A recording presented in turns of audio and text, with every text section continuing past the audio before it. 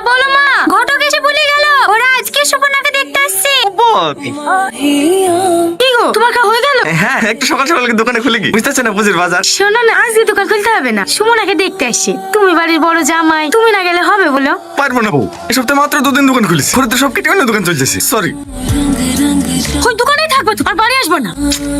আমি কি করবো বলো দিনি? তোমার কোনো দায়িত্ব নয়, তোমার আপন শালি তাকে দেখতে আসছে আর তুমি দোকান খুলতে যাচ্ছ কোন জ্ঞানে? কি করবো তুমিই বলো। 1 বছরের মধ্যে 6 মাস তোমার ওই 2 বোনের লেগে ছেলে দেখতে দেখতে কেটেছে, আর 3 মাস তোমার মহান নানির ডাক্তার দেখা। তোমার বোনের লেগে কতগুলো ছেলে দেখালো বলো দিনি? ও আমাদের দেখা ছেলেকে বিয়ে করবে নাকি? অন্য জায়গায় প্রেম করে? কি সুমনা প্রেম করে? হ্যাঁ, মানে সেদিন ফোনে। সুমনা তুই প্রেম করিস বলে? ও মা, আমি কেন প্রেম করতে যাব? এসব উল্টোপাল্টা কথা কে বলেছে তোমাকে? তোর দুলাভাই। তুমি সেদিন মোবাইলে চুমু খাইছিলে না? কবে? এই তো 2 দিন আগে। নানিমাকে হাসপাতাল থেকে এসে তোমার ঘরে ঢুকলাম না, আমাকে দেখি ফোন করে দিলা। ছি দুলাভাই, ছি। স্পিকারে পানি ঢুকে গেছিল বলে আমি মুখ দিয়ে বের করছিলাম। আর আপনি, আপনার চিন্তা ভাবনা এত খারাপ? ছি। মা, দুলাভাই আমার নামে এত বড় দুর্নাম দিল। বাস, অনেক হয়েছে। আমি যদি প্রমাণ করতে পারি সুমন প্রেম করে, আপনারা কি করবেন তাই বলেন? আমরা সারা জীবন তোমার গোলাম খাটবো।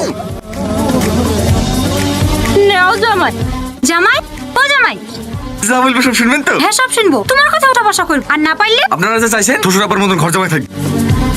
আমার ভাই আর ভাবি ইনারাই আমার কার্যে। কেন তোমার আব্বা মা? অনেক ছোট থাকতেই মারা গেছে। বছর 2 হলো একটা অ্যাক্সিডেন্টে আমার আব্বুও মারা গেছে।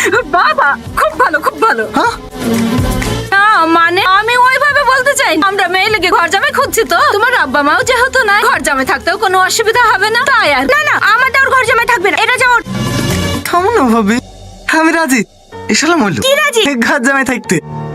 এসব তুই কি বলছিস? কত বড় বাড়ি ছেড়ে তুই ঘর জামাই থাকবি? তুমি আর কথা বলো না ভাবি, এই আমার খুব পছন্দ। সব কথাই তো হলো, তুমি কিসের চাকরি করো সেটা তো বললি না। চাকরি করিনি তো, বিড়ির ব্যবসা করি। কি বিড়ির ব্যবসা? দোকানে দোকানে বিড়ি দিয়ে বেড়াও? না না, বিদেশে চালান যা। আমার বিড়ির মার্কেটে এখন প্রচুর চাহিদা। হে রাজা বিড়ি, নাম শুনেন নাকি? আমি কি বিড়ি খাই নাকি? বিড়ির নাম কি করে শুনবো? কাম কেমন হয়? লেবার খরচ বাদ দিয়ে মাসে 3-4 হয়ে যায়। 3-4 হাজার? না না, 3-4 লাখ। 3-4 লাখ? বাবা ভালো ভালো, তোমাদের কাছে জিজ্ঞাসা করা থাকলে করো। আমাদের আর কিছু জিজ্ঞেস করার নাই, আমি রাজি। হ্যাঁ, এনে দেখছো না বিড়ি খেয়ে খেয়ে ঠোঁটমোট কেমন কালো করে ফেলেছে। কদিন বাদে ক্যান্সারে মরে যাবে, তখন তোমার মেয়ে বিধবা হবে। আমি তোমার জন্য বিড়ি খাওয়া ছেড়ে দেবো। তাও করবো না। কেন? আব্বাকে বিড়ি খাওয়ার লেগে তুমি কত কিছু বলো। আব্বা বিড়ি খাওয়া ছেড়েছি, তুমি বলো।